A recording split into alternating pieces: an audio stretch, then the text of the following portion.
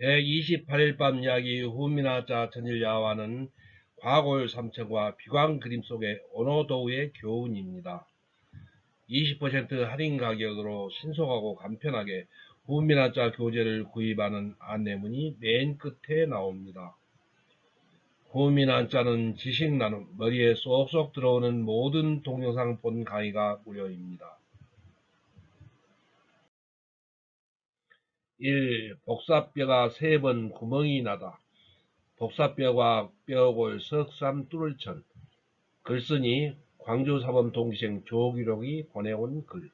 정민 교수의 스승의 편 중에서 과골 삼천이란 말을 한동안 화두로 들고 지냈다.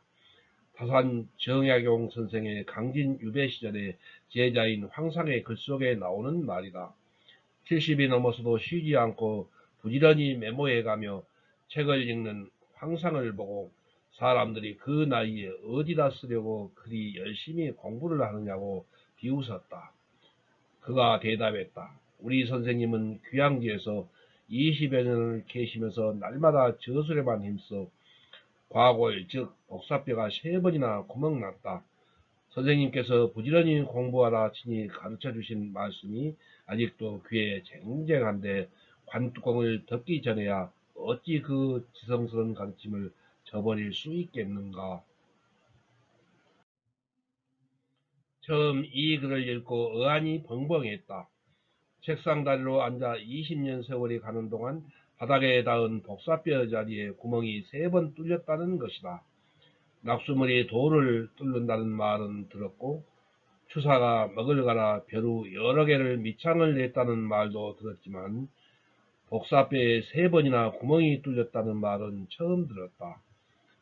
다사는 40대 초반 한창 뜻을 펼칠 나이에 급전직하에 나락으로 떨어져 강진으로 유배해왔다. 그 절망에 20년 세월 동안 곁눈질 한번 하지 않고 학문에만 정진했다. 나중에는 뼈가 시어 앉아있을 수가 없어 벽에 실형을 메어놓고 서서 작업을 했다고 한다. 그 광경을 떠올리며 다산 문선을 수십 번 통독하다 보니 도대체 우리 공부란 것이 그 앞에 서면 초라하여 민망하기 짝이 없다는 생각이 절로 든다. 다산의 그 초인적인 노력도 대단하지만 10대에 들었던 스승의 가르침을 70이 넘은 나이에 마음에 되새겨 잊지 않은 제자의 도타운 마음이 참 고맙다. 그래서 지난번 강진 답사 때는 일부러 황상이 살던 청계산 아래 일속삼방터를 물어물어 찾아갔었다. 25년 전 저수지가 생겨 집터가 있던 자리 바로 아래터까지 물이 차 있어 건너갈 수 없었지만 건너다 보는 것만으로도 마음이 뭉클했다. 15살 난 황상이란 소년은 아전의 자식이었다. 그는 다산이 유배 초기 강진 읍내 주막집 한켠에 열렸던 서당에 쭈뼛쭈뼛 나아가 저같이 머리 나쁜 아이도 공부할 수 있나요? 하고 물었다. 스승은 오로지 부지런히 노력하면 안 될 것이 없다며 저 유명한 삼근계의 가르침을 글로 써서 소년의 용기를 북돋워 주었다. 소년은 스승의 격려에 크게 고무되었다. 말씀에 따라 평생을 노력하고 또 노력했다. 스승이 귀향이 풀려 서울로 올라간 뒤에도 그는 세상에 눈길을 주지 않고 낮에는 농사짓고 밤에는 책을 읽었다. 그렇게 다시 몇십 년이 지났다. 제주도에 귀향가 있던 추사가 우연히 그의 시를 보았다. 추사는 그 시의 높은 경지를 보고 깜짝 놀랐다. 귀향이 풀려 무트로 오르자마자 추사는 황상의 집부터 찾았다. 스승다사는 이미 세상을 뜬 뒤의 일이었다. 이후 시골 아전의 자식은 평생 흑투성이 농사꾼으로만 살다가 일약 세상이 알아주는 유명한 시인이 되었다. 다산의 아들 정학연 형제와 추사 형제 등이 다투어 그의 시를 칭송하고 그의 시집에 서문을 써주었다. 하지만 그는 조금도 우쭐대지 않았다. 주사 형제와 정학연 형제가 차례로 세상을 뜨자 그는 또다시 야인으로 돌아가 세상에 잊혀진 사람이 되었다. 황상이 75세 나던 해에 쓴 임술기는 스승에게 첫 가르침을 받은 지 60년이 되던 해에 쓴 글이다.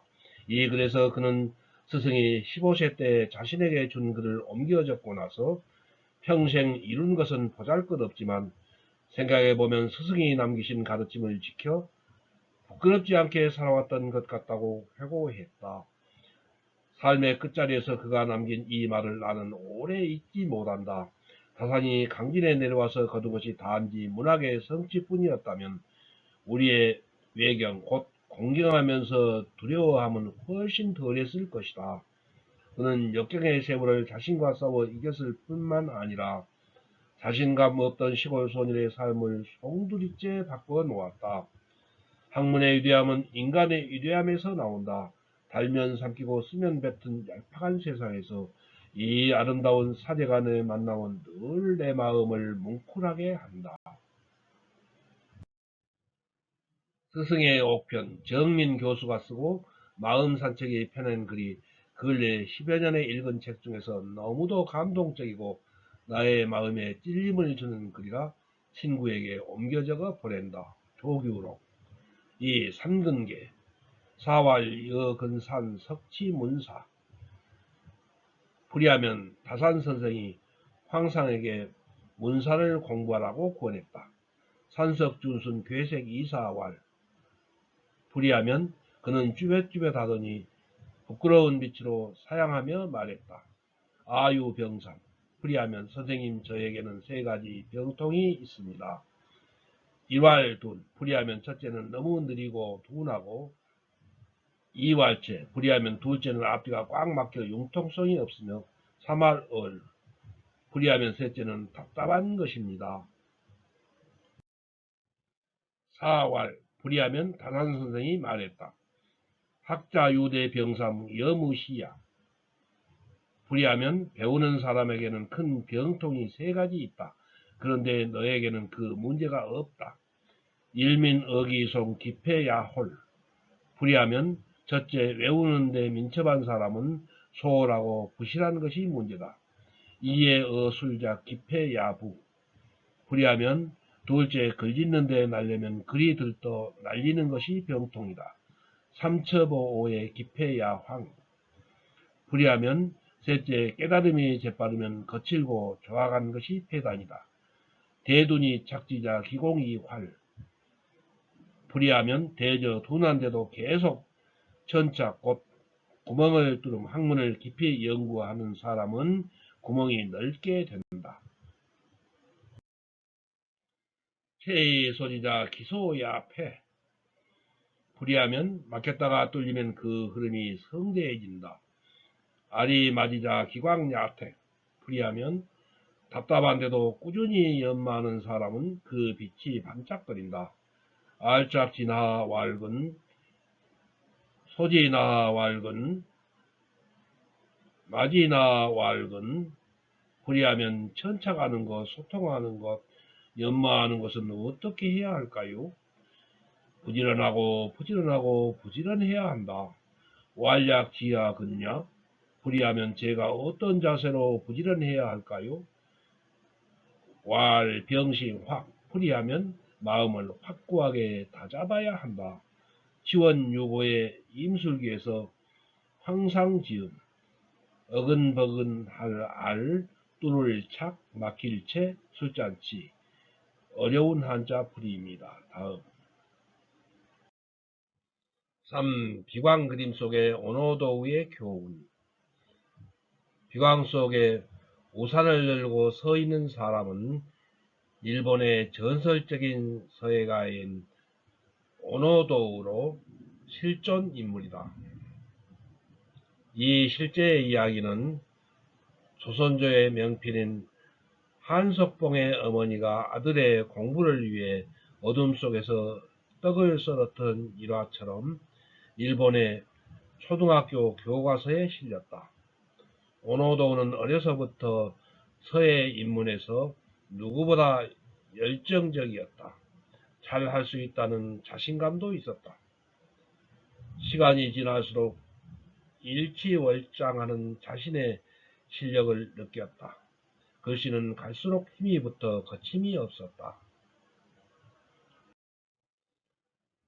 용이 꿈틀거리는 정도는 아니라도 자신의 글씨에서 살아있는 강렬한 기운이 느껴져서 스스로 감탄했다. 이제 내 이름을 세상에 드러내도 되겠지? 이렇게 자만할 즈음에 그는 한 스승을 만났다. 무명의 스승이 보여준 필법의 세계 앞에 그는 감명을 받았다.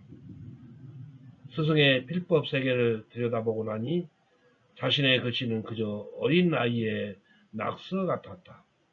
그는 그동안 공들여 쓴 작품을 모두 찢어버리고 그 스승의 문화에서 공부를 다시 시작했다.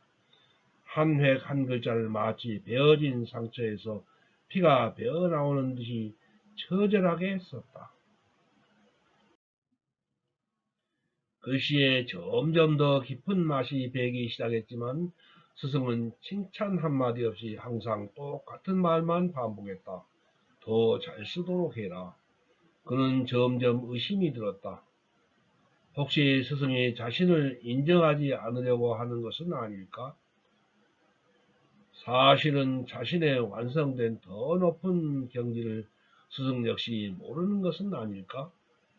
그런 불균형한 생각 속에서 결국 그는 좌절하게 되었다. 더 잘 쓰라는 스승의 말은 자신의 부족한 한계를 돌려서 말한 것으로 생각했다. 아무리 해도 나는 안 되는구나. 이젠 지쳤어. 비관한 끝에 서예 공부를 그만두려고 결심하게 되었다. 아무리 노력해도 나는 안 되는구만. 이젠 지쳤어. 해도 안 되는 것은 포기해야지. 비가 억수같이 오는 어느 날 아침에 그는 짐을 쌌다. 자신이 한없이 처량해서 스승에게 인사도 하지 않고 바람을 메고 우산을 쓰고 문 밖을 나섰다. 그동안 글씨에 쏟아부은 시간이 얼마였던가. 그 고생을 하고서야 자신의 분수를 깨달았다는 아쉬움과 후회 속에서 고통스럽게 허비했던 그간의 일이 주마등처럼 내리를 스쳐 지나갔다.